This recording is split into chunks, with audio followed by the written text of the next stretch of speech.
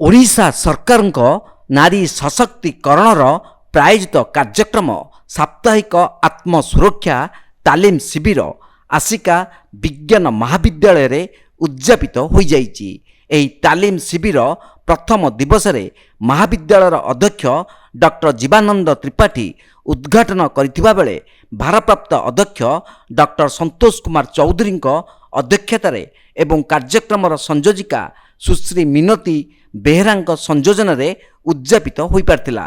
ମୁଖ୍ୟ ଅତିଥି ଭାବେ ଆସିକା ବ୍ଲକର ଶିଶୁ ବିକାଶ ଯୋଜନା ଅଧିକାରୀ ଭାଗ୍ୟଲତା ପାତ୍ର ଏବଂ ସମ୍ମାନିତ ଅତିଥି ଭାବେ କୋଡ଼ିନେଟା ପୋଲିସ ଷ୍ଟେସନର ଭାରପ୍ରାପ୍ତ ଆରକ୍ଷୀ ନିରୀକ୍ଷକ କୃଷ୍ଣଚନ୍ଦ୍ର ସାହା, ସ୍ୱ ମହାବିଦ୍ୟାଳୟ ପରିଚାଳନା କମିଟିର ସଭାପତି ଅବସରପ୍ରାପ୍ତ ପ୍ରଫେସର ପ୍ରସନ୍ନ କୁମାର ପ୍ରଧାନ, ପ୍ରଶାସନିକ ଅଧିକାରୀ ଶଙ୍କର ପ୍ରସାଦ ଅଧିକାରୀ, ଡକ୍ଟର ସ୍ମିତାରାଣୀ ପଣ୍ଡା, ଡକ୍ଟର ନନ୍ଦିତା ଦାସ ସମ୍ମାନିତ ଅତିଥି ଭାବେ ମଞ୍ଚାସୀନ ଥିଲେ। ଅଧ୍ୟାପିକା ଶୈଳକୁମାରୀ ଝା ସମସ୍ତ ଅତିଥିଙ୍କୁ ସ୍ୱାଗତ ସମ୍ବର୍ଦ୍ଧନା ପୂର୍ବକ ମଞ୍ଚାସୀନ କରାଇଥିଲେ ଓ ମୁଖ୍ୟ ଉଦ୍ଦେଶ୍ୟ ପ୍ରତିପାଦନ କରିଥିଲେ। ଅଧ୍ୟାପିକା କୁନିକା ଦାସ କାର୍ଯ୍ୟକ୍ରମକୁ ସହଯୋଗ କରିଥିଲେ। ଏହି ତାଲିମ ଶିବିର ଜାନୁଆରୀ 13 ତାରିଖରୁ ଆରମ୍ଭ ହୋଇ ଜାନୁଆରୀ 20 ତାରିଖରେ ସମାପନ ହୋଇଯାଇଛି। 160 ଜଣ ଯୁକ୍ତ 2 ଛାତ୍ରୀ ଏହି ସାପ୍ତାହିକ ତାଲିମ ଶିବିରରୁ ମାଷ୍ଟର ଟ୍ରେନର ଦ୍ୱୟ ସୁଶ୍ରୀ ଶିବାନୀ ମହାରଣା ଏବଂ ସୁଶ୍ରୀ ଲିଜା ପାତ୍ରଙ୍କ ଦ୍ୱାରା ଆତ୍ମସୁରକ୍ଷା ତାଲିମ ପ୍ରାପ୍ତ କରିଥିଲେ।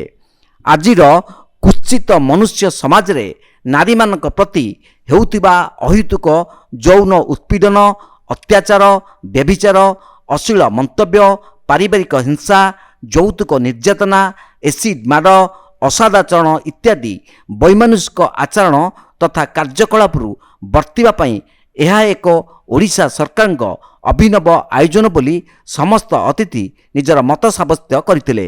ସମସ୍ତେ କହିଥିଲେ କେବଳ ନାରୀ ସମାଜରେ ଆତ୍ମନିର୍ଭରଶୀଳ ହେବା ଯଥେଷ୍ଟ ନୁହେଁ, ତତ୍ପଶ୍ଚାତ୍ ଆତ୍ମସୁରକ୍ଷା ମଧ୍ୟ ଏକାନ୍ତ କାମ୍ୟ।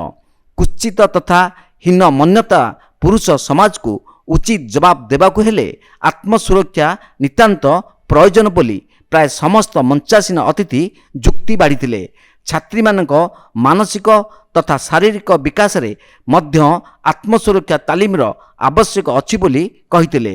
10 ଜଣ ତାଲିମପ୍ରାପ୍ତ ଛାତ୍ରୀ ଆତ୍ମସୁରକ୍ଷା ବଳୟର କେତେକ ନିଶ୍ଚକ ଭଙ୍ଗିମା ପ୍ରଦର୍ଶନ କରିଥିଲେ ଏବଂ ସମସ୍ତ ଛାତ୍ରୀଙ୍କୁ ଅତିଥିମାନଙ୍କ କରକମଳରେ ଆତ୍ମସୁରକ୍ଷା ତାଲିମ ପ୍ରମାଣପତ୍ର ପ୍ରଦାନ କରାଯାଇଥିଲା।